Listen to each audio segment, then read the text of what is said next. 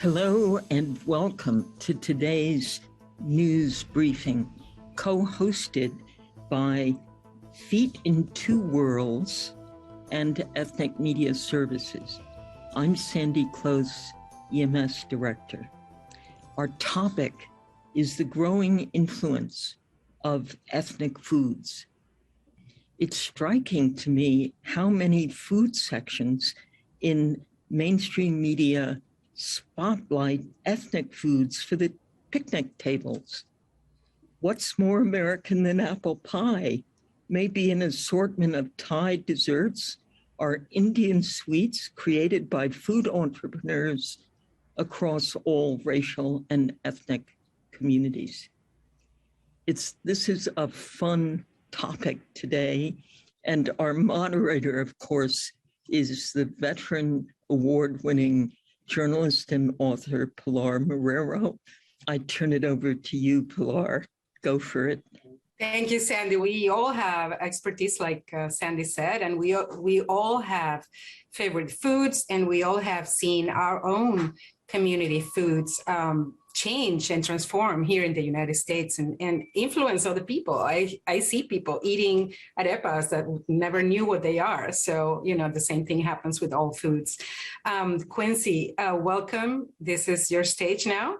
Quincy Sursmith, managing editor of Feeding Two Worlds and producer of A Better Life podcast, season 2. He's also the host and producer of Asian Americana. Welcome. Thank you. I guess to start us off, I do a lot of reporting and research about Asian American specific cuisines, culture, and history. And something that comes up a lot is this idea of, a balance of what gets to be a classic American cuisine or a classic American history or culture in general. And this idea of what gets to be traditional and authentic. And I want to explore and unpack this. First, let's just name a few things that come from Asian American cuisines, and these may seem a little stereotypical, but we'll dig further, is that that have become kind of classic American foods, because a lot of foods that come from, I think, all sorts of immigrant communities that are in the U.S., become not only part of the food environment and tapestry in the U.S., but they adapt and change.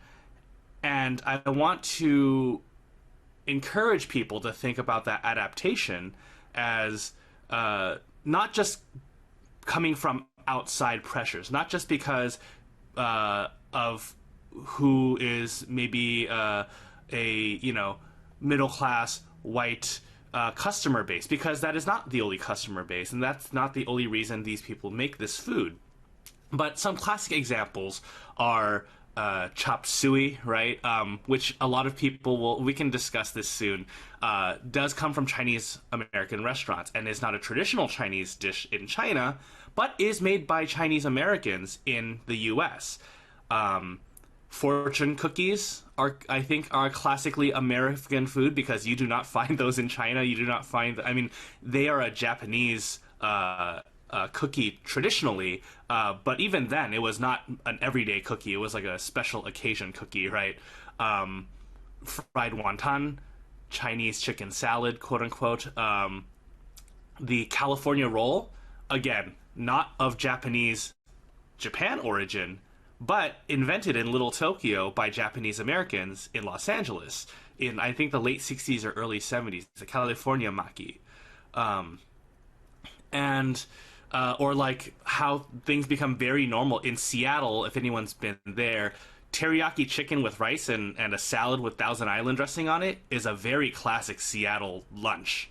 And I think a lot of these come from ingredient changes and substitutions that are made, but again, they are made by people in the community, right? I think other examples that are much more modern that may become part of what we think of as classic American, but also classic Asian American cuisine. I have a friend, John Eric Concordia, who runs the Park's Finest Barbecue in historic Filipino town in Los Angeles. That is mixing Filipino flavors with LA style, like LA/American style smoked barbecue, and it's really great. There's a Bopo Mofo Cafe up the street from me that makes mapo tofu tater tots. I do want to say that I made mapo tofu over fries as a kid, but they are selling it at a much wider scale than me. Or like Indian curry pizzas, right? Or South Asian curry pizzas. That's a thing I've seen in Artesia, near where I grew up. That's a thing I've seen in the Bay Area. And, you know, and South Asian curries have their own complex history of how they've evolved over different places and by who's cooking them. But even when we think of like crossing other communities, right? The Vietnamese shrimp crawfish boil that has become chains like boiling crab and such come from Vietnamese American communities that are in the Gulf Coast and have learned the food ways there and adapted with their own flavors more. Even subtle things like when you think about Korean barbecue, right? I think in Korean restaurants, the short rib cut is called LA kalbi, which is like referring to the Los Angeles style of cutting that meat. And then these are examples of things that change and shift here because of cultural influence and because of, you know, what is available. And I think I want to ask or encourage people to think, a lot of people then think, then what is authentic? And what is real? And I want to say it's all real. It's all authentic. Authentic is different than traditional. Traditional is a certain thing, and I want to respect that. But I think sometimes, at least in the Asian American community, people ask, well, is this traditional? Is this authentic? And we try to box it out because we want to protect our own histories and culture. But I think that and sometimes that means customers ask the same thing. Well, this noodle dish, so this you know thing I'm eating, and you know the New York style egg roll is a very different food than we get here in California, right? We don't have that in California, really. It doesn't make that any less or more authentic. It's authentic to a different set of cooks, different set of restaurants, different region, and these get to grow and evolve in the U.S. So I want to encourage people to think about food as not being put into little boxes, but as kind of signposts to all the intersecting roads it's crossed, and the specificity of the region of people, whether it's a region in the U.S. or the region where their families or they themselves are from in these other places, what it's influenced by. So instead, I encourage people to think about who gets to make food. Who is it made for and who is it made by? Who gets to benefit from making that kind of food, right? Who gets to succeed and get awards? I know for me in Thai cuisine, we've been around the U.S. for half a century or more now, but only a certain chef, you know, will get awards and get to be called the ambassador of this cuisine. And I encourage you know, our media, any of us writing these pieces and stories to explore, why does that person get to make changes to the food? Why does a little family that runs one shop have to make it traditional style, or else they're not authentic? And I'm saying that in quote marks, right? But why is it that someone else gets to change it? Why do we not get to change it? Who gets to make expensive versions of our food, and who gets to make cheap versions of our food? And what foods go away as trends change? I live in the San Gabriel Valley here in Los Angeles, where there's a huge Chinese American community, large Vietnamese American community. But that's not one monolith. That's not one set of people only within that. This area has a lot of great restaurants now, but I, for example, on my dad's side, am Teochew Chinese. I'm Thai and Teochew Chinese. And a lot of these Teochew, which is a like ethnicity and culture and language of Chinese people, one of many, a lot of those restaurants have been disappearing because they are not on trend, which I think relates to who gets to make food that is expensive or who gets to be an ambassador. So I'm leading all this. Yeah. I'm sorry. Let me ask you a question. When we talked, you explained in detail how food changes when people come to this country and they bring their food or their idea of, what their culture, their food, their culture with them. But here they don't find the ingredients and they don't have the right thing. So they use other ingredients and they transform it. Mm-hmm. Italians had foods here that they never had in Italy, for example. Right. Same with Chinese, the same with others. So the availability changes what they do, what they make with it, right? Mm-hmm. Yeah, I mean, availability does change, and that can result in different things, right? Thai food in the U.S. is much more meat heavy. I think sometimes it also is about different communities having to come together. I think a lot of Italian American cuisine is because there's a certain set of regions that a lot of these Italian Americans come from, and then when they first moved to the U.S., they are not considered part of the mainstream. They are not considered white. They are not considered at that time. And so they end up having to come together to help each other and support each other, and they develop a new food out of that. I also want to mention that we as immigrant communities can also change food sourcing. A lot of a Thai grocery store named Bangkok Market in Los Angeles in the 70s changed how food licensing and importing and stuff from Asia happened because they were trying to get Thai ingredients. And so not only are we shaped by how we source food, but we also shape how the U.S. sources food. And I think it's an important distinction to make. Thank you so much, Quincy. Let me make sure. Okay, now let's bring in Chef Silvana Salcido Esparza. Her company, Barrio Empire, has restaurants in Phoenix, Arizona. And I can see that she had a lot of opinions about things that were being said because she was moving and making gestures. So now you have the opportunity, Silvana. Welcome. Good afternoon. Buenos días. Buenas tardes. Buenos días. When we first started, the word was, oh, food is fun. That little came up, and I wrote it down. So I was, stay nice when you speak. Because no, don't. Food for me. I've been threatened before as a chef, like, shut up and cook. There's no politics in food. And, basically be the little woman in the kitchen and be quiet. Just feed us good stuff. But the truth is that there is a lot of politics in food. It starts with, for example, for me, my experience and my culture is I grew up in the San Joaquin Valley. Merced, California is the cornucopia of the world.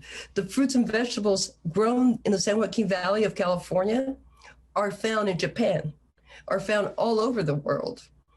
So the people who work in those fields, to my knowledge and my experience, have always been, for the most part, the Mexican immigrant.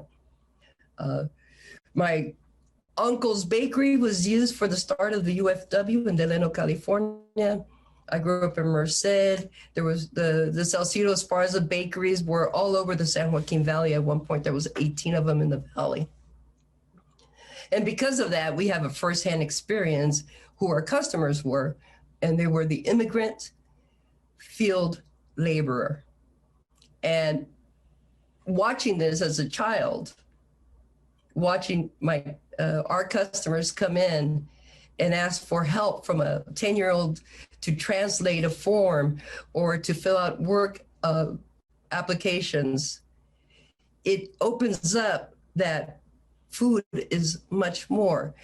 Our bakery became the tiendita, it became the little store, it became the hub for our culture. So I knew that as a child. That's my foundation. We're of service to our community through our food and our bread.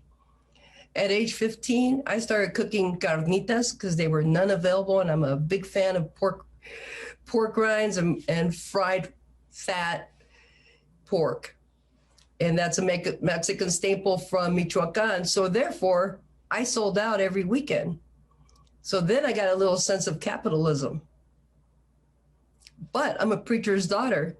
And because I'm a preacher's daughter, I also have that humanity, going to preach at the migrant camps. And then So on a Saturday, we're preaching at the migrant camps. And on a Wednesday, I'm with my father selling bread out of the back of his truck and watching people bring out crates of tomatoes or crates of peaches to barter with my father for a gallon of milk or some bread. So the immigrant hand is very important in the food that we serve. But if I take my culture even further back, I go to the gifts that Mexico gave the world. It starts with corn, the domestication of a wild denocitle, a little sprig that looked like wheat, and made it to where masa came out. And you can see the food pathways of the masa in the Americas, how it went arepas, everything that takes masa to the south and then to the north, all the way to North America. Corn was part of our food. The pit cooking of the Mayans that traveled to the north of Mexico, and it became a chichimeca culture, which is the pit cooking. The ingredients, right? We're talking about tomatoes, chilies, beans, papayas, pineapples, chocolate.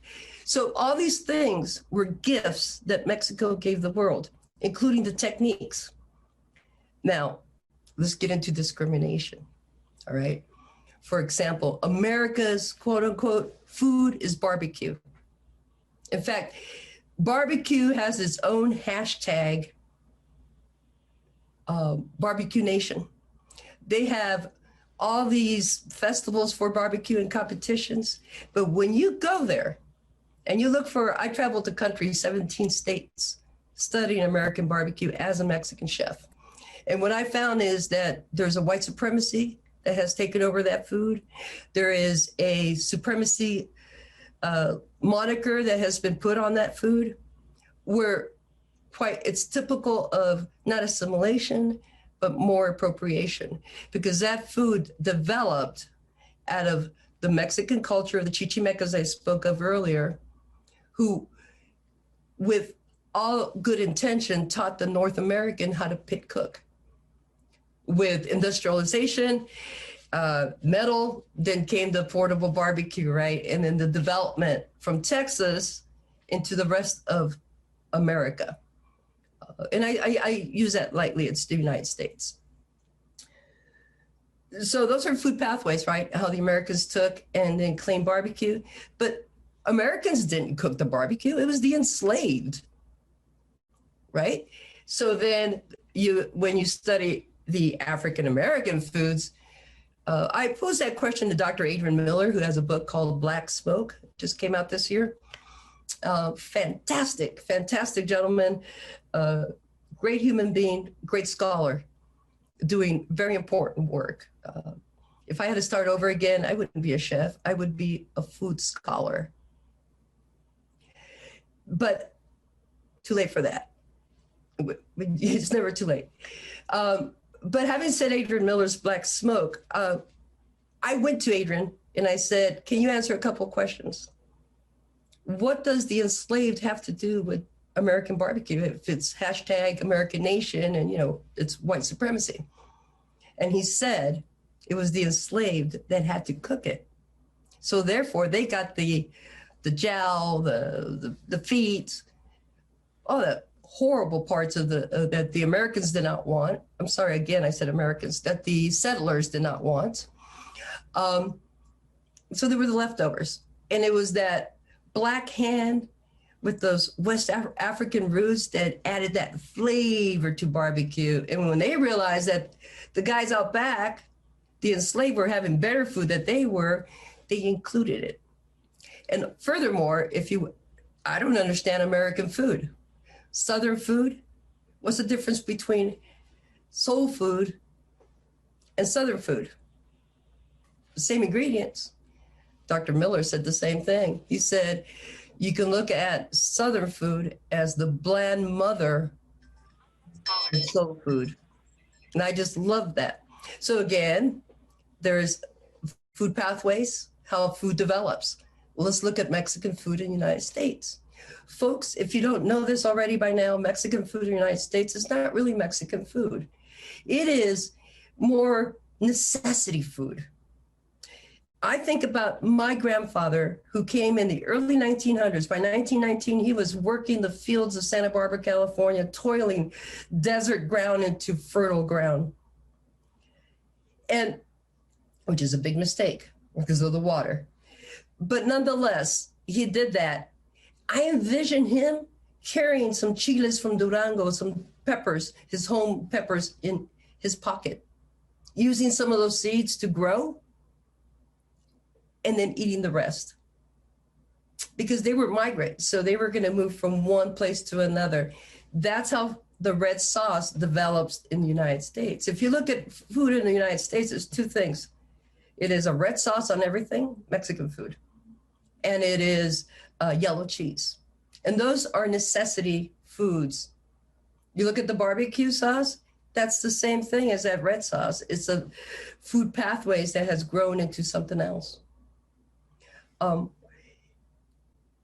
Discrimination and capitalism, for example, have given us those foods that I just described.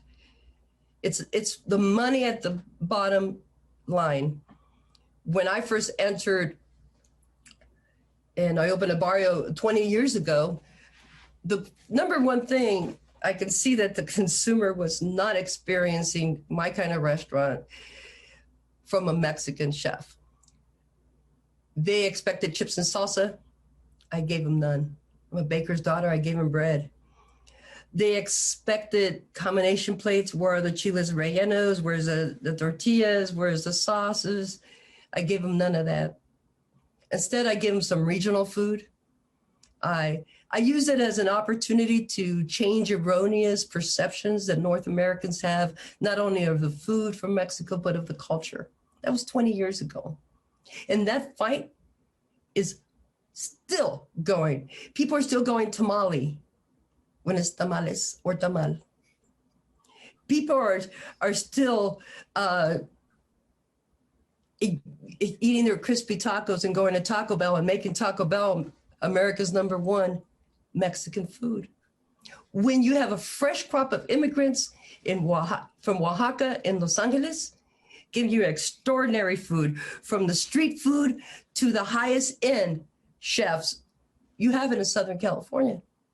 You go to New York, you have people from Puebla in New York. See, Mexican food is regional. Chicago, unfortunately, got the Northern Mexican. Northern Mexicans' food is more guisos and more common. But those of you that have Southern Mexico, fresh immigration, enjoy the Mexican food that you have in your city. It is an underground surge that's happening. I'm sure, Quincy, you know what I'm talking about. And then there's fusion of cultures. People of color are marinating their food together. Then here's the problem, right? Like you have the Korean taco, but here's the problem. Then you have capitalism coming in and whitewashing those foods that have surged from the street because they are popular, they are delicious, and unfortunately, that's what happens. For example, Peter Piper, about 15 years ago, trying to use the ancho chili. You know, I wrote an article about it. Peter Piper, leave our pecking pepper alone, because you're going over cultural lines that are really not yours to take, in my opinion. And that's the capitalist.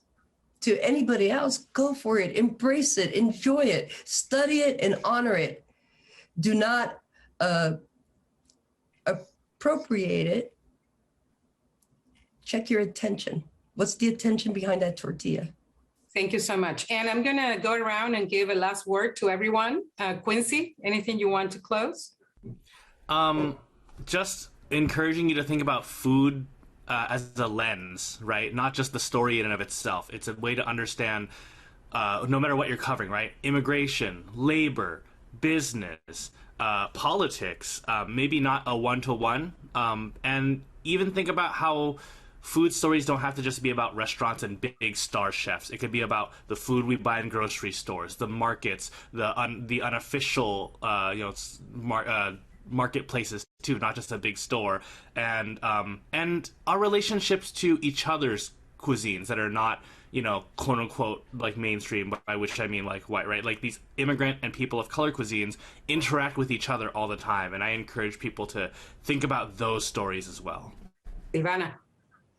You know, honestly, just there's a responsibility. It's not just a responsibility to sustain yourself with your wonderful food, but it's a responsibility to the community at large, and especially the ethnic community.